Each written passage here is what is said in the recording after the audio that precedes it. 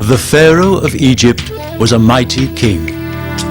Yet he feared the Hebrews, for they grew ever in strength and numbers, and might one day unite with his enemies to overthrow him. So the Pharaoh ordered that the Hebrews be enslaved, and that every Hebrew baby boy be drowned in the Nile. One Hebrew mother hid her young son. Terrified that he would be found by the Pharaoh's soldiers, she placed him in a papyrus basket and cast him out onto the Nile, not knowing where the river might take him. Now it came to pass that the Pharaoh's daughter was bathing in the Nile. She saw the baby and grasped the basket before it floated by.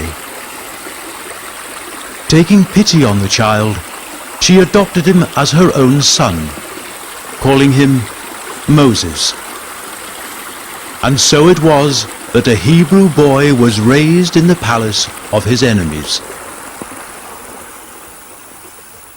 Moses grew into a fine young man.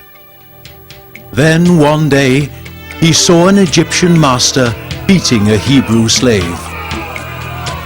Enraged, Moses struck the slave master and killed him.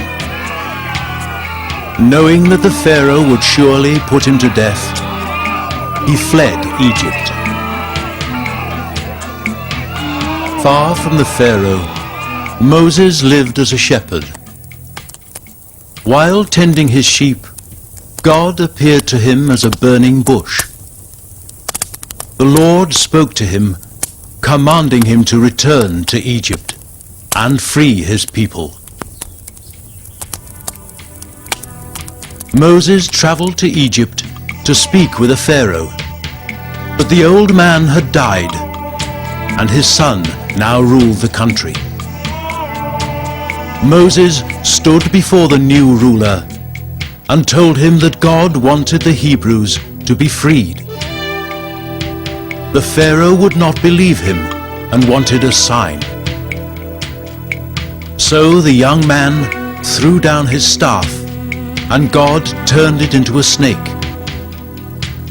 Yet the Egyptian thought it was a trick and would not free his slaves. Therefore the Lord sent 10 plagues to punish the Pharaoh. Firstly, he turned the river Nile into blood, so that all the fish died, and there was no water to drink. Then God sent plagues of frogs, mosquitoes, and flies. Next, all the animals in Egypt died. Then clouds of dust covered the land, and the Egyptians were cursed with boils. Another time, great hailstones fell from the sky. After this, locusts devoured all the crops. God even plunged Egypt into darkness for 3 days and nights. Yet still the Pharaoh would not free the Hebrews. So Moses told his people to kill a lamb and to make a sign on their doors in its blood. He told them that they were not to leave their homes that night.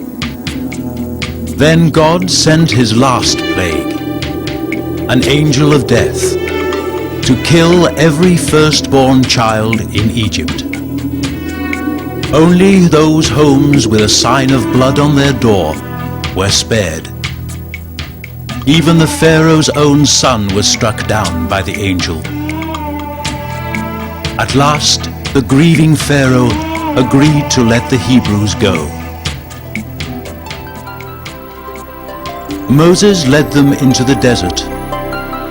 God sent a sign, a pillar of clouds which would lead them to the promised land. At night, the Hebrews followed a pillar of fire. It was not long before the Pharaoh ordered his armies to pursue them. The Almighty caused the Red Sea to part, and Moses led the Hebrews across. But when the Egyptians tried to follow, the waters came crashing down, and they were all drowned.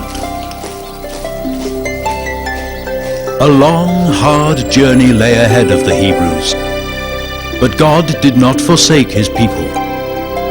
He caused water to flow from the rocks, and little birds and bread to fall from the sky.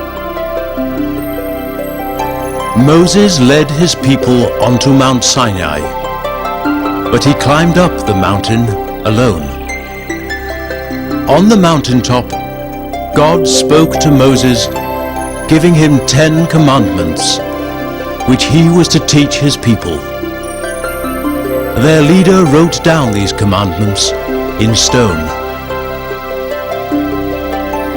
For many years, Moses led the Hebrews through the desert.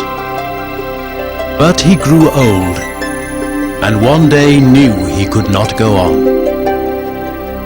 God granted him a vision. From the top of Mount Nebo, Moses saw the promised land far, far away. And he understood that the Hebrews could reach the land without him. So he lay down and died. He was buried by the grieving people whom he had saved from the wicked Pharaoh.